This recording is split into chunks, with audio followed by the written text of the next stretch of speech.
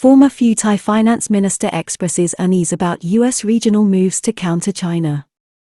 The statement raises a question about the Pheu Thai Party's position as well as that of Thaksin Shinawatra towards efforts by the current U.S. administration to take on China in the light of an unlikely alliance earlier in May between red shirt activist Jatuporn Promphan and royalist lawyer Nitithorn Lamlua when they protested at the U.S. Embassy against U.S. efforts to counter China in the Indo-Pacific and Thailand's declared engagement, revealed on Friday by Deputy Prime Minister and Minister of Commerce Jurin Laksanawisit. With the Indo-Pacific Economic Framework, IPEF, a new U.S. economic pact with Asian countries which is to be unveiled in France next month. A former Thai finance minister, Pheu Thai has raised concerns about the current trajectory of Thailand's stance on the growing rift between the United States and China with an escalating U.S. effort to counter China's influence in the Indo-Pacific. It comes as Deputy Prime Minister and Minister of Commerce Jurin Laksanawisit, on Friday, revealed that the Thai cabinet, last Tuesday, gave the go-ahead for diplomatic talks with U.S. officials on the Biden administration's new Indo-Pacific Economic Framework, IPEF, initiative. This comes just weeks after Thailand signed a military pact with Japan, a founding member of the Quad defensive alliance between the United States, Australia, India, and Japan.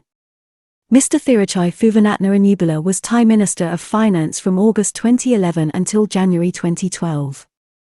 This weekend, on social media, he expressed his concern at the overt and explicit nature of the United States campaign to counter China's influence in the Indo-Pacific region.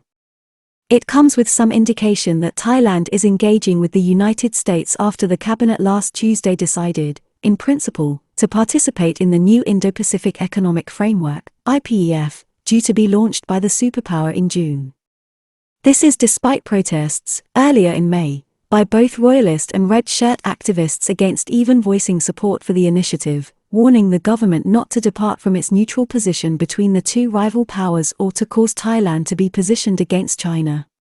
On Friday, Deputy Prime Minister and Minister of Commerce Jurin Laksanawisit held a meeting with U.S. Special Trade Representative Katherine Tai on the sidelines of an eventful meeting of Asia-Pacific Economic Cooperation, APEC, trade ministers which earlier saw representatives from Japan, the United States, Australia, Canada, and New Zealand stage a walkout after Russian Economic Development Minister, Maxim Reshetnikov, began to deliver his remarks to the gathering. The event, hosted by Thailand in Bangkok, saw both Russia and China participating with other Asian players but failed, at the end of the day, to agree on a joint communiqué. APEC summit ends without a communiqué as Thailand petitions US to remove it from watch list. Japanese Minister, Koichi Hagiuda, told reporters afterwards that while the summit was intended to discuss economic recovery after the pandemic with a coordinated response from all nations, differences arose concerning the wording of the final statement over Russia's invasion of Ukraine. At the meeting between Ms. Tai and the Commerce Minister Mr. Jurin, several issues were raised including a request from Thailand to be removed from a U.S. watch list in relation to the protection of intellectual property rights. Recent Thai governments have made progress with controlling and eradicating abuses linked to intellectual property rights extending to U.S. brands, software, and entertainment output both online and offline. In December 2017, the United States removed Thailand from the Priority Watch List, PWL, and placed the kingdom on the Watch List, WL. Thailand signals its intention to engage with the proposed U.S. Framework Trade Initiative in the region. The Deputy Prime Minister also informed Ms. Tai that the Thai cabinet had requested the Ministry of Foreign Affairs to take steps for the kingdom to open negotiations concerning the latest U.S. trade initiative in the region, the Indo-Pacific Economic Framework, IPEF, although officials later stressed that, at this stage, Thailand has not entered into any legally binding arrangement. The new framework, it is understood, will require a commitment from Thailand and other participating countries, among other things, relating to the operation of the Internet including no restrictions or controls on the flow of data or arbitrary taxes being applied. While there will be a negotiated outcome specifically tailored for each country, the new framework will have requirements and commitments to labor rights, the elimination of corrupt practices and in some shape or form, commitments in respect of fighting climate change. The goal of this framework is to raise standards of engagement and supply chain security with the United States, forging bilateral partnerships with each country concerned. Japan is on board while Singapore, the Philippines, and South Korea express interest in the American plan. It is understood that Japan is supportive of the initiative while Singapore, the Philippines, and South Korea are also positively disposed, but, like Thailand, they will wait to see the finalized fine print on what is required from them and weigh it against what benefits such a framework will offer. It has already been noted that the U.S. policy signals that it will not now be looking at the Comprehensive and Progressive Agreement for Trans-Pacific Partnership, CPTPP, as U.S. officials seem to be following Trump's policy of shielding the U.S. economy from the concept of globalized markets and trade, which is increasingly being abandoned in favor of secure supply chains and partnerships with countries who have shared values such as a commitment to democracy and the rule of law. The new framework initiative has not been formally launched yet. It can only be assumed, at this stage, that countries that meet their commitments under the Fair and Resilient Trade module of the new framework will see more investment from the United States and its partners, while this may also provide the basis for improved bilateral free trade agreements which would have to be ratified by the U.S. Congress. Former Pheu Thai Finance Minister uneasy about the expressly overt nature of U.S. policy to contain China. It comes as, over the weekend, a former Pheu Thai Minister of Finance in the government of Yingluck Shinawatra, Thaksin Shinawatra, voiced his concern at the Biden administration's current policy, which sets out to contain China on all fronts. On his Facebook page, Mr. Thaksin wrote of a document he had seen this February outlining the U.S. administration's strategy for the Indo-Pacific region, one which has since been amplified by conferences as well as diplomatic and indeed military moves by America's partners in the region and the Biden's administration's initiatives. I have never seen a document which makes so patently clear the intention against a rival country, the former minister's social media post read. Mr. Thaksin served as Thailand's finance minister from August 2011 until he was replaced in a cabinet reshuffle in January 2012. The statement raises a question on the position of Pheu Thai and former Premier Thaksin Shinawatra to the growing U.S. campaign in the Indo-Pacific, given that Thailand does appear to be carefully aligning itself with the United States, although it may be more accurate to say it is aligning its position with Japan. Thai cabinet, last Tuesday, gave the green light for foreign affairs to open talks with the United States on its new Indo-Pacific Economic Framework, IPEF. The Thai cabinet, last Tuesday, took a step towards Thailand joining the American-led Indo-Pacific Economic Framework, IPEF, which is to be unveiled by the Biden administration formally in France next month.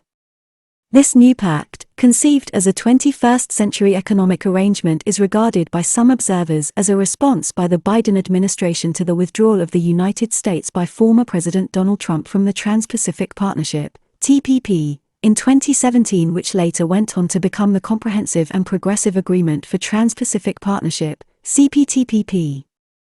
The new pact is understood to be more flexible than a trade agreement organized in modules, while at the same time, it does not immediately guarantee more market access, as it is not considered by the United States per se as a trade agreement which would have to be ratified by the Congress.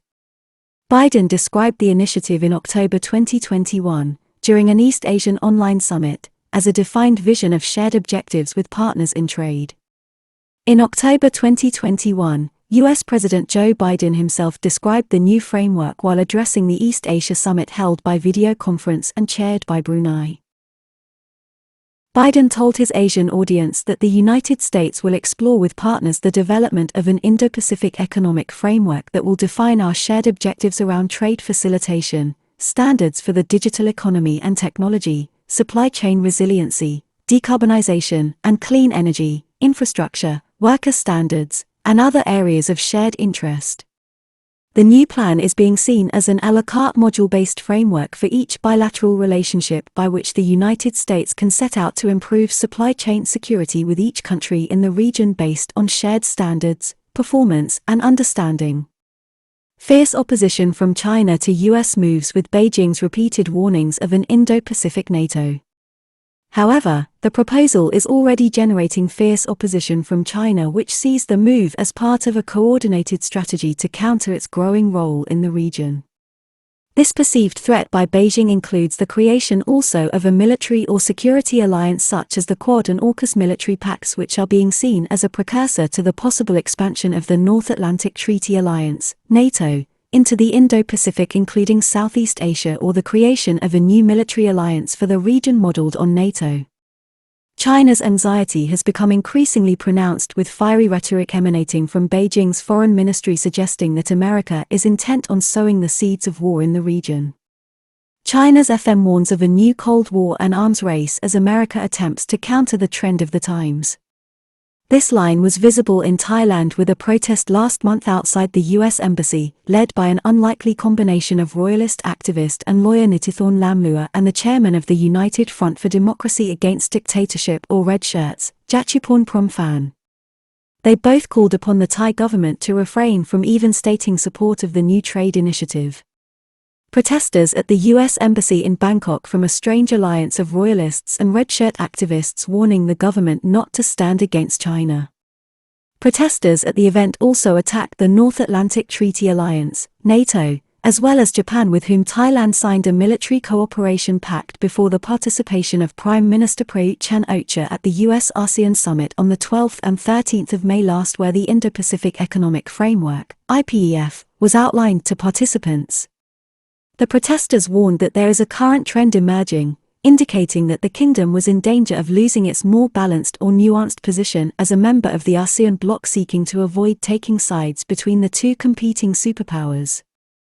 This balancing act looks like it is poised to grow even more difficult as tensions over Taiwan and the South China Sea appear to be building up, including an overt arms race between China and Western powers.